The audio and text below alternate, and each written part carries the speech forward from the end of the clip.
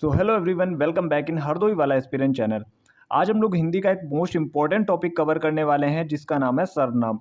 Last तक बने रहिएगा। अगर आप फ्रेशर भी हैं तो भी आपको सारी चीज़ें समझ में आने वाली हैं। कुछ क्वेश्चंस भी कराए हैं जो कि प्रीवियस ईयर एग्जाम में आए हुए हैं।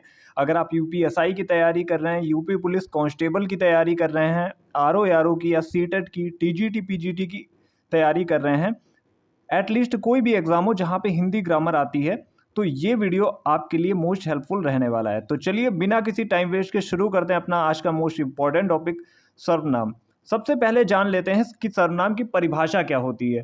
तो संज्ञा के स्थान पर प्रयोग होने वाले शब्द सर्वनाम कहलाते हैं। यह डेफिनेशन आपने काफ़ी बार पढ़ी होगी, काफ़ी बेसिक है।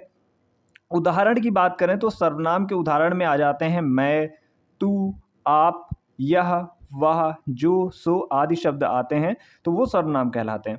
अब बात आती है कि सर्वनाम के कुल भेद कितने होते हैं। बहुत बार बच्चा यहाँ पे कंफ्यूज हो जाता है।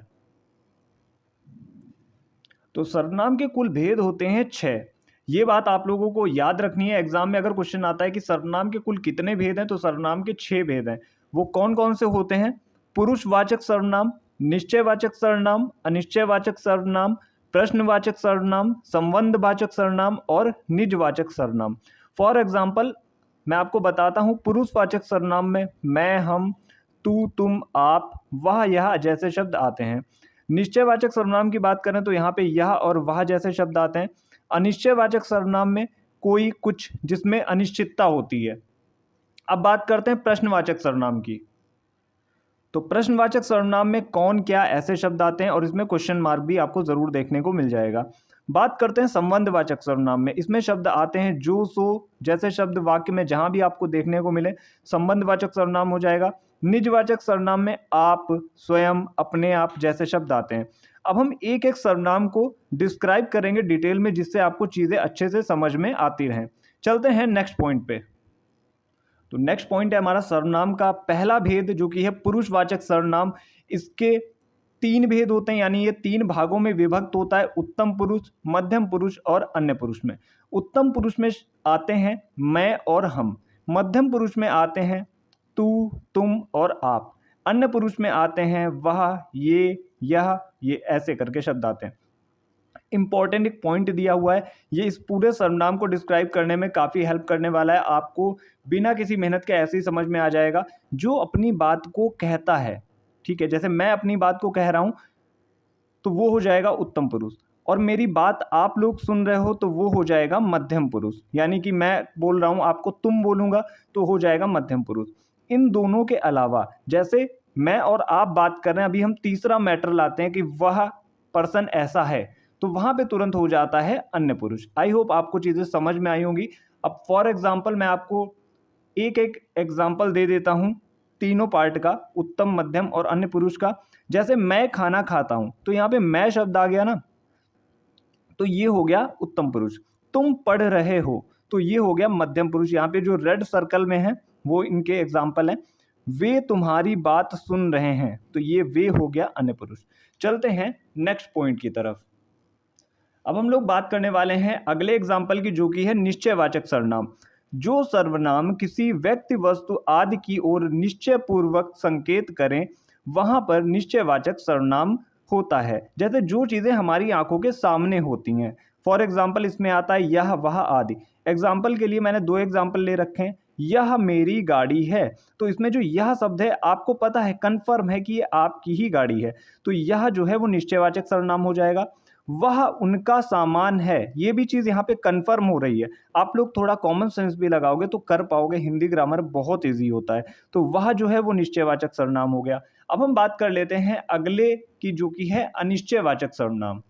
अनिश्चयवाचक सर्वनाम की परिभाषा है, जिन सर्वनाम शब्दों से किसी निश्चित व्यक्ति अथवा वस्तु का बोध ना हो, वे अनिश्चयवाचक सर्वनाम कहलाते हैं। जैसे कोई, कुछ। फॉर एग्जाम्पल कोई आ रहा है, कौन आ रहा है, तो ये निश्चित नहीं है, तो हो गया अनिश्चयवाचक सर्वनाम। उसने कुछ नहीं खाया, तो यहाँ पे ये गड़बड़ है, उसने के नीचे यहाँ पे अंडरलाइन होनी चाहिए। उसने कुछ नहीं खाया, ये जो कुछ शब्द है ये हो जाएगा अनिश्चयवाचक सर्वनाम। कोई जा रहा है, तो कोई ये कंफर्म नहीं है, तो ये हो गया हमारा अनिश्चयवाचक सर्वनाम। अब हम बात करते हैं अगले पॉइंट की, जो कि है संबंधवाचक सर्वनाम। तो संबंधवाचक सर्वनाम की परिभाषा होती है जिस सर्वनाम से वाक्य में किसी दूसरे सर्वनाम से संबंध स्थापित किया जाए उसे संबंधवाचक सर्वनाम कहते हैं। फॉर एग्जाम्पल जो सो, ये जहां भी आपको देखने को मिल जाए तुरंत आपको टिक करना है संबंधवाचक सर्वनाम। फॉर एग्जाम्पल जो जैसा करेगा सो वैसा भरेगा, तो यहाँ पे जो और सो दोनों आ गए संबंधवाचक सर्वनाम, यहाँ पे ये कनेक्ट कर रहे हैं। जो आया है सो जाएगा, जो सो, ये दोनों हो गया संबंधवाचक सर्वनाम। अब हम बात कर लेते हैं प्रश्नवाचक सर्वनाम की। प्रश्नवाचक सर्वनाम क्या है?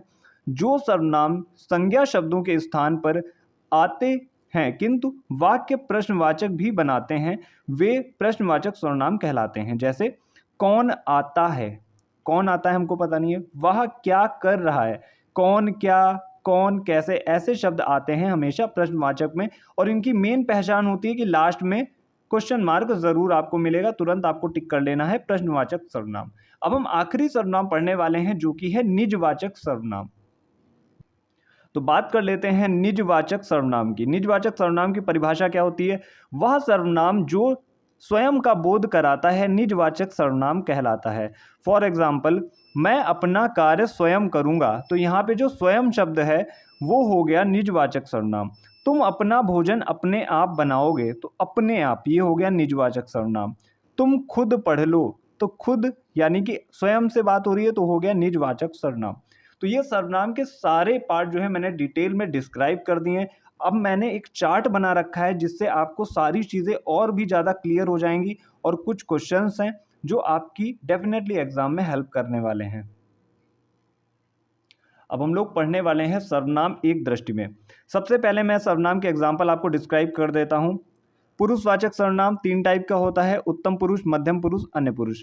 मैं, हम लोग, तो ये हो जाता है उत्तम पुरुष। मध्यम पुरुष की बात करें तुम, तू, आप, ये हो गया मध्यम पुरुष। अन्य पुरुष यह, ये, वह, वे। अब हम बात करते हैं निश्चयवाचक सर्वनाम की। तो ये 2 टाइप का, निकटवर्ती और दूरवर्ती। यह, ये, वह, वे, ये सब आते हैं निश्चयवाचक सर्वनाम में, जिसमें कहा जाए कि निश्चित है कि ये वस्तु मेरी है या किसी और की है, जो चीज़ आंखों के सामने होती है। बात करते हैं अनिश्चयवाचक सर्वनाम की। इसमें 2 टाइप होते हैं, प्राणीबोधक और वस्तुबोधक। जैसे कोई आया, कोई गया, तो ये हो गया प्राणीबोधक, मतलब किसी प्राणी का बोध करा रहा है। वस्तुबोधक जैसे कुछ, तो कोई, कुछ, दोनों ही अनिश्चयवाचक सर्वनाम है। बात करते हैं संबंधवाचक सर्वनाम की। मैंने अभी आपको बताया जो सो जैसे वाक्य में आ जाए तुरंत आपको टिक कर देना है संबंधवाचक सर्वनाम। बात करते हैं प्रश्नवाचक सर्वनाम की। तो आपको पता है कौन, वस्तु के लिए क्या लगाया जाएगा, कौन जा रहा है, लास्ट में आपको जो है क्वेश्चन मार्क आपको देखने को मिल जाएगा। मैंने आपको बताया कि हमेशा इनमें लास्ट में क्वेश्चन मार्क जरूर लगेगा। और निजवाचक की बात है तो मैंने अभी आपको बताया आप हो गया, और अपने आप जैसे आ जाए, अपने आप, स्वयं, ये शब्द आ जाए तो वहां पे हो जाता है निजवाचक सर्वनाम। अब हम बात कर लेते हैं वन लाइनर क्वेश्चंस की। ये भी आपकी काफ़ी हेल्प करेंगे एग्जाम में। सर्वनाम शब्द क्या हैं जो कि संज्ञा के स्थान पर प्रयुक्त होते हैं? सर्वनाम के कितने भेद हैं? तो 6 भेद होते हैं। अब बात है, एक एग्जाम्पल यहाँ पे दिया हुआ है, उसने पत्र लिखा। तो ये जो उसने है, ये रेखांकित शब्द है, ये सर्वनाम का कौन सा भेद है? तो ये पुरुषवाचक सर्वनाम का है। वो भी कौन सा है? अन्य पुरुष है। बात करते हैं मुझे किस प्रकार का सर्वनाम है? तो ये उत्तम पुरुष है, पुरुषवाचक सर्वनाम का उत्तम पुरुष है। पाठक व श्रोता किस पुरुष के अंतर्गत आते हैं? तो ये मध्यम पुरुष में आते हैं। कौन और क्या का प्रयोग किस सर्वनाम में होता है? तो प्रश्नवाचक सर्वनाम में इसका प्रयोग होता है। आप किस प्रकार का सर्वनाम है? तो ये निजवाचक सर्वनाम है। वह, वे, यह, ये, इसे, इसको, उसे, उसको, ये सारे एग्जाम्पल कहाँ आते हैं? ये आते हैं अन्य पुरुष में। तो यहीं पे फिनिश हो जाता है हमारा टॉपिक सर्वनाम। मिलते हैं नेक्स्ट इंपॉर्टेंट टॉपिक में, और लास्ट में मैं आपको जो प्रैक्टिस सेट कराऊंगा वो प्रीवियस ईयर एग्जाम पे बेस्ड होंगे, तो काफ़ी आपको हेल्प मिल जाएगी। यहाँ से तो आप केवल अपना भी बेसिक क्लियर कर रहे हैं, हम लोग कोर्स खत्म करने के बाद शुरू कर देंगे प्रैक्टिस सेट। तो आज के लिए इतना ही, मिलते हैं next day next important video के साथ। Thank you.